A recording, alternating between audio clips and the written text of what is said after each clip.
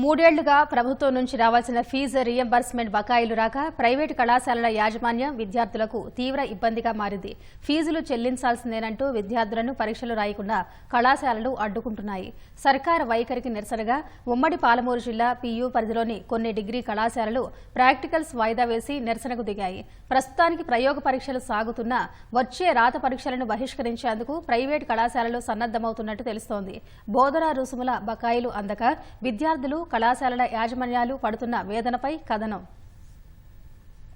బోధనా రుసుముల చెల్లింపులు, ఉపకార వేతనాల నిధులు ఏళ్ల తరబడిగా విడుదల కాకపోవటం ప్రైవేటు కళాశాలల యాజమాన్యాలకు, వాటిలో చదివే విద్యార్థులకు పెద్ద సమస్యగా మారింది. ఫీజు రియంబర్స్మెంట్ సకాలంలో అందకపోవడంతో నిరసనగా పాలమూరు విశ్వవిద్యాలయ పరిధిలోని కొందరు ప్రైవేటు డిగ్రీ కళాశాల యాజమాన్యాలు ప్రయోగ పరీక్షలను సైతం నిర్వహించకుండా వాయిదా వేశాయి. విశ్వవిద్యాలయ అధికారులు సంప్రదించడంతో మళ్లీ ప్రాక్టికల్స్ ప్రారంభించారు. ఉమ్మడి జిల్లా వ్యాప్తంగా పాలమూరు విశ్వవిద్యాలయం పరిధిలో 52 ప్రైవేటు డిగ్రీ కళాశాలలు ఉన్నాయి. వాటిలో 30,000 మంది విద్యార్థులు డిగ్రీ పూర్తి చేశారు. వారికి సంబంధించి 40 కోట్ల వరకు ఫీజు రియంబర్స్మెంట్ బకాయిలు రావాల్సి ఉంది. దీంతో అధ్యాపకుల జీతాలు, పీయూకు చెల్లించాల్సిన గుర్తింపు ఫీజులు, కళాశాలల నిర్వహణ వ్యయం సొంతంగా భరించాల్సి రావటం యాజమాన్యాలకు భారంగా మారింది.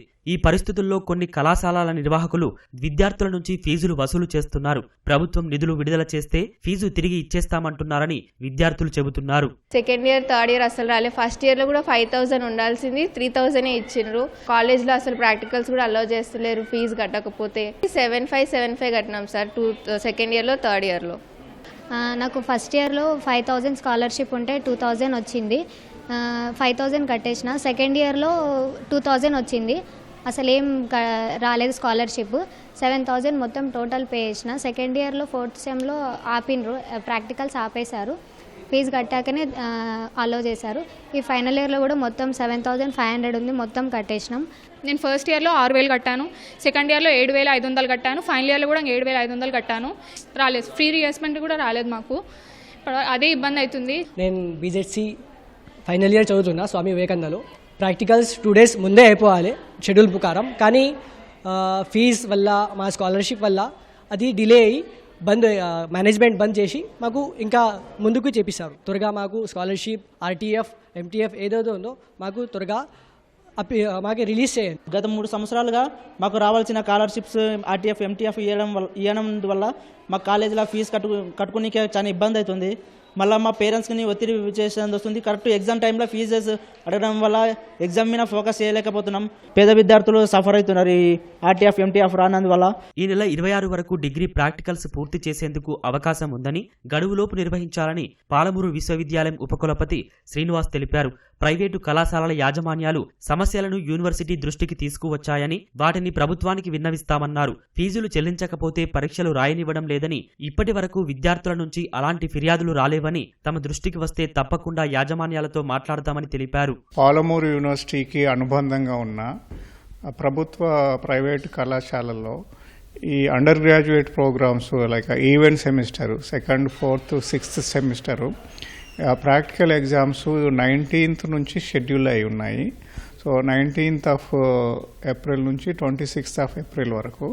ఫస్ట్ రోజు 19th రోజు చాలా ప్రభుత్వ గవర్నమెంట్ కాలేజీలు, కొన్ని ప్రైవేట్ కాలేజెస్ కూడా laboratory exams, practical exams conduct చేశారు. కొన్ని కాలేజెస్ మాత్రము స్టార్ట్ చేయలేరు. అయితే ఆ రోజు 19th రోజు కొన్ని ప్రైవేట్ కాలేజెస్ మేనేజ్మెంట్ వాళ్ళు కొందరు యూనివర్సిటీని అప్రోచ్ అవ్వడం జరిగింది.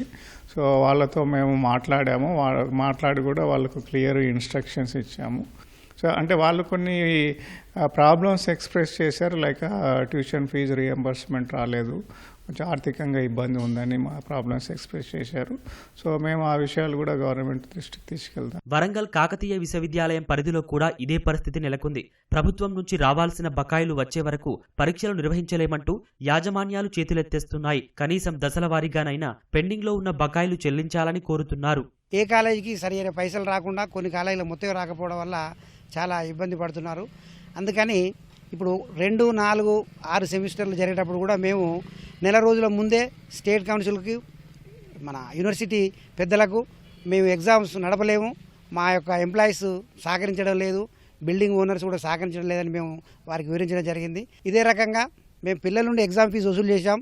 ఆ ఫీజును కూడా మాకు గత్యంతరం లేక అవి జీతాలకు సగం సగం జీతాలకైనా ఇవ్వడం కొరకు మేము అది వాడుకోవడం జరిగింది. ముఖ్యమంత్రి గారు, ఉప ముఖ్యమంత్రి గారు సరైన నిర్ణయం తీసుకొని ఎగ్జామ్ జరిగేటట్లుగా పిల్లల భవిష్యత్తు కాపాడేటట్లుగా నిర్ణయాలు తీసుకుంటారని మేము కోరుతున్నాం.